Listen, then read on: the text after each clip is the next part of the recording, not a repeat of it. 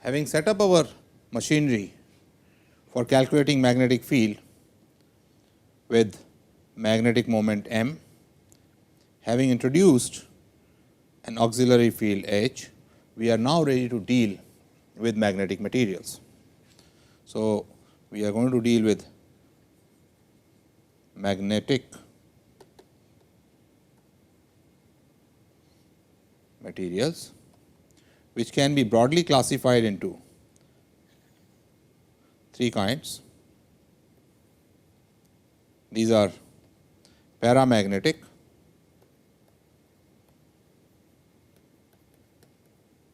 diamagnetic, and ferromagnetic.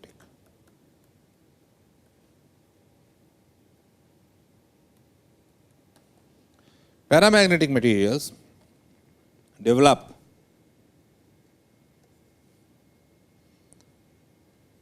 a magnetization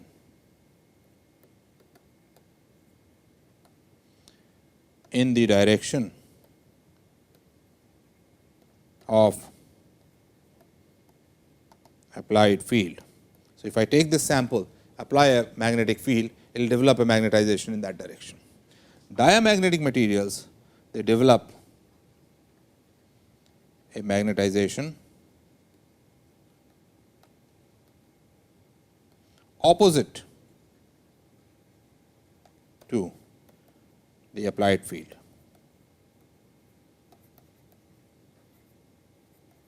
And ferromagnetic materials develop a large magnetization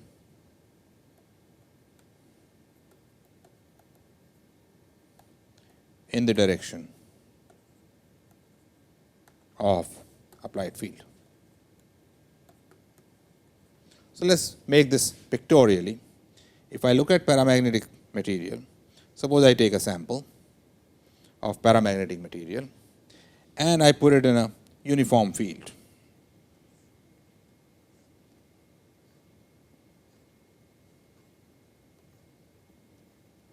This will develop a magnetization in the direction of the applied field, and therefore, it will develop a magnetization like this,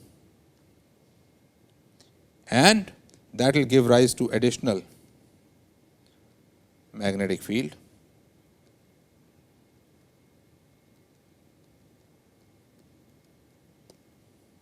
both inside and outside. We just saw that inside, if it is a long one, is going to be a uniform additional magnetic field.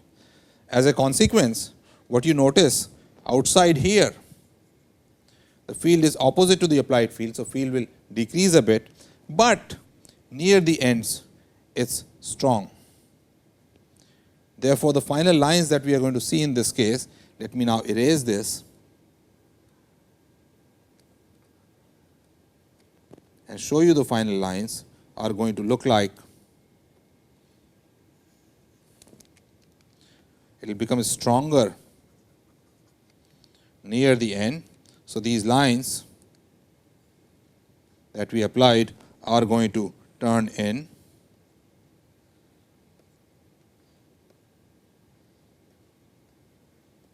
become weaker here. So, they will go like this, strong again here. So, more lines come in and weaker here. This is how a paramagnetic material, the lines around it would look when it is put in a uniform magnetic field.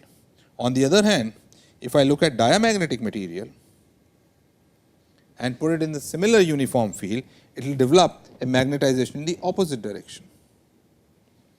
If it develops magnetization in the opposite direction, what does it mean? That means the new field lines that it will create are going to be like this, opposite to the applied field inside, in the direction of applied field outside.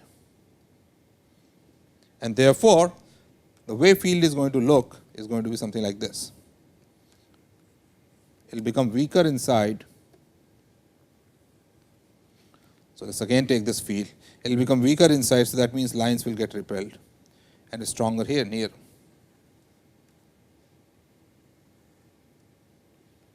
On the sides, and you see lines have gone away, and it will be weaker inside compared to outside. This is a diamagnetic material. In a ferromagnetic material, strong magnetization gets developed, and therefore, most of the lines are going to go in. It is like paramagnetic material, but takes in many more lines, and very weak field outside.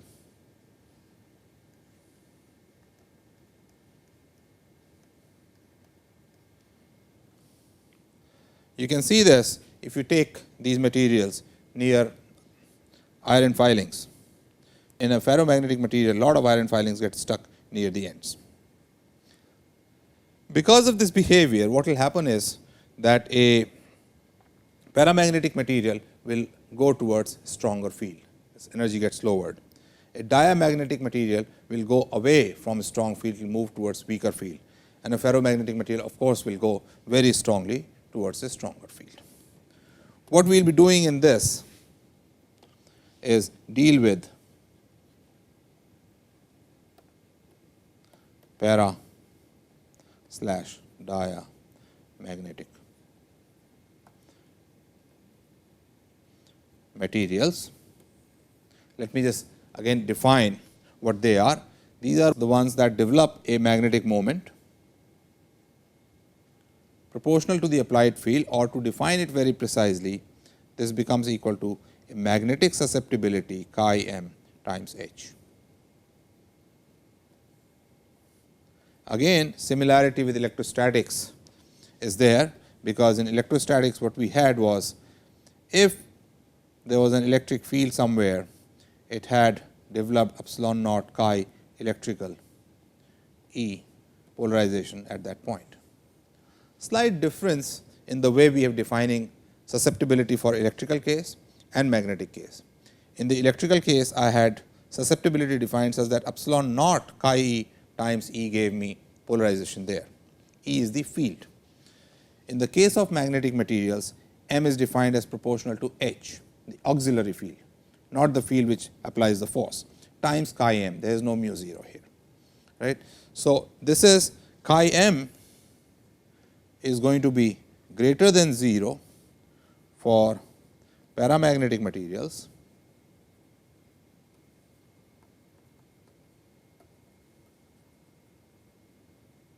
and chi m is less than 0. This color is not coming well, so I will change the color. Chi m is less than 0 for diamagnetic materials. What this boxed relationship here in red is giving you is the constitutive relationship that we had in electrostatics. Now, it is for magnetostatics. For ferromagnetic materials, chi m depends on the applied field itself. So, it becomes a nonlinear behavior. We are not going to deal with this, and this leads to hysteresis and things like those. We are going to deal with only these materials. Techniques are going to be similar to what we did earlier in the case of electrostatics. So, I will request you to go and look at that lecture again, because now I am going to solve examples. As the first example, let us take the case where I take a sample of magnetic material, paramagnetic or diamagnetic, and put it in a uniform field B. The sample is large enough such that its radius r is much greater than its height, let us say h, so that I can ignore the fringe effects, or in other words, I am looking in this region in between, somewhere here, where the effect of the edges is really negligible. Now, what will happen when I apply B? This B will give rise to a magnetic moment. So, let us say this fellow develops a magnetic moment M.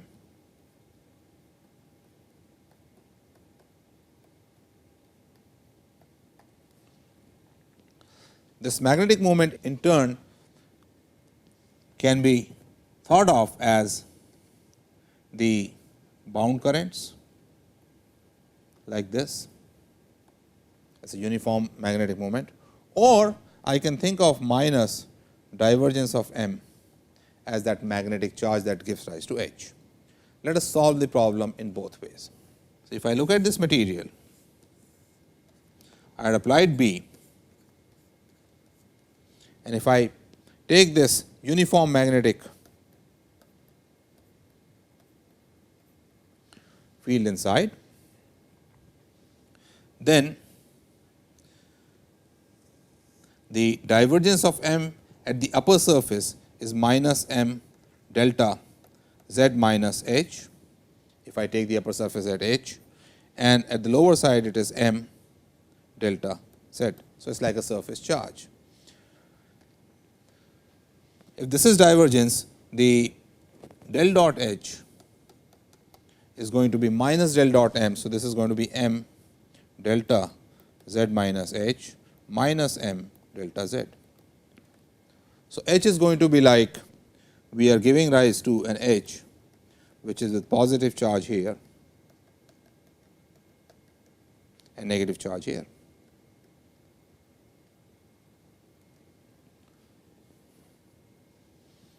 So, del dot H satisfies this equation. So, H outside is nothing but B over mu 0. H inside is going to be the applied H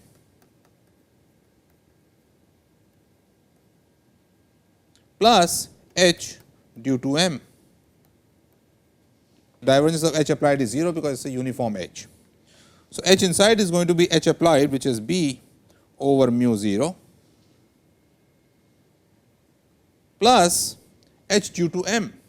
And as I said, this comes because of this positive charge on the top and negative charge on the bottom. So, this is going to be minus M. There is no epsilon 0, nothing here. So, H inside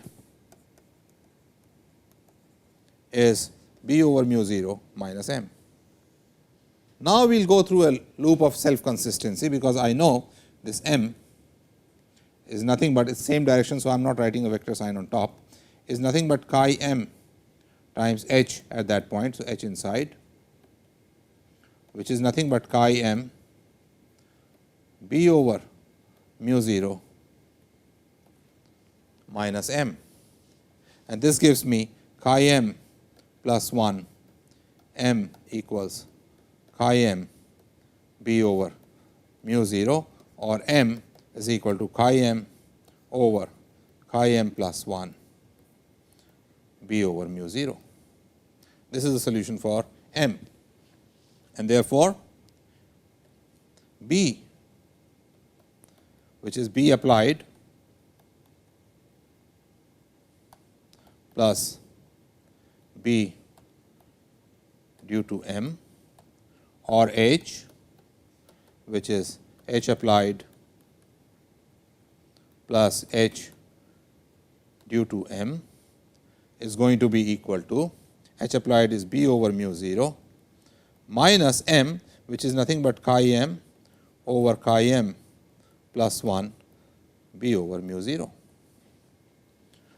which gives me B over mu 0 1 over chi M plus 1. So, H, using all this, we have found that M is chi M over chi M plus 1 B over mu 0. H is B over mu 0 1 over chi M plus 1, and the net field B is going to be equal to mu 0 H plus M, and that comes out to be B. So, B inside remains the same, it is not affected by chi m. This is not surprising, since in this material, by Gauss's law, I have, if I choose this box out here, I have del dot B is equal to 0, which gives that B perpendicular should be continuous, and that is precisely the result we are seeing. Another example you may want to try is a long solenoid, which is put again in a uniform field. This I will leave as an exercise. The third example I am going to do, again I will come back to our standard problem of sphere made of a material of chi m, magnetic moment, put in a uniform field from outside.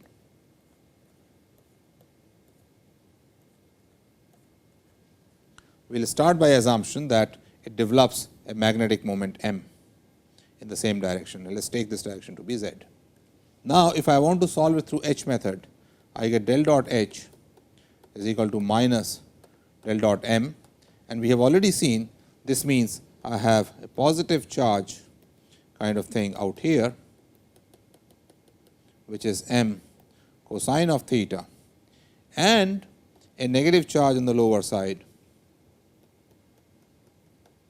which is again m cosine theta, and therefore, the H gives rise to is in this direction, and H and del cross H is 0 because there is no free current. So, H it gives rise to is going to be minus m by 3. So, H inside is going to be H applied plus H due to m, which is going to be B over mu 0 minus m by 3. But I also know then m is going to be chi m h inside, and this is therefore, this is going to be chi m B upon mu 0 minus chi m over 3. M equals this, and this gives 3 plus chi m over 3, m is equal to chi m B over mu 0, implies m is equal to 3 chi m over 3 plus chi m times B over mu 0. So, what we obtained in this, if I have this sphere in a uniform field, we obtained that m is 3 chi m over 3 plus chi m B over mu 0, and H therefore, is going to be H applied, which is B over mu 0 minus m by 3, which in this case becomes chi m over 3 plus chi m B over mu 0, which is equal to 3 over 3 plus chi m B over mu 0. And therefore, B, the net field inside, is going to be equal to mu 0 H plus m, which gives me 3 chi m plus 1 over 3 plus chi m B applied. So, you have seen the techniques used for electrostatics when we had a polarizable material in an electrostatic field. Similar techniques can be used here to calculate the field inside when a magnetic material is put in a field. Another way one could have done it is, when I assumed this m out here, I could have thought of this m not as this through H method, but I could have thought of this m giving rise to these bound currents, which are minus n cross m, which actually give me m sin theta. And we have seen in the past few lectures ago, that this actually gives rise to a field inside which is 2/3 mu 0 m. So, to work this out, then I know that B inside is going to be B applied plus 2/3 mu 0 m, and this gives H inside B in over mu 0 minus m, which is equal to B in over mu 0 minus B over mu 0 minus, this is not B, this is B over mu 0 minus 1/3 m. Now, m itself is equal to chi m H in, which is going to be chi m B over mu 0 minus chi m over 3 m, and this gives m 3 plus chi m over 3 equals chi m B over mu 0, giving m same as here on the top. So, you see, I could have solved this problem using the current method also. The main point is I assume an m which is in the same direction as B, which happens to be the true in these cases, and then do a self consistent analysis to get the answer. Notice that finally, because of the paramagnetic nature, if chi m is greater than 1, B inside is greater than B applied. However, if chi m is less than 1, then this is going to be different and going to be less than the applied field.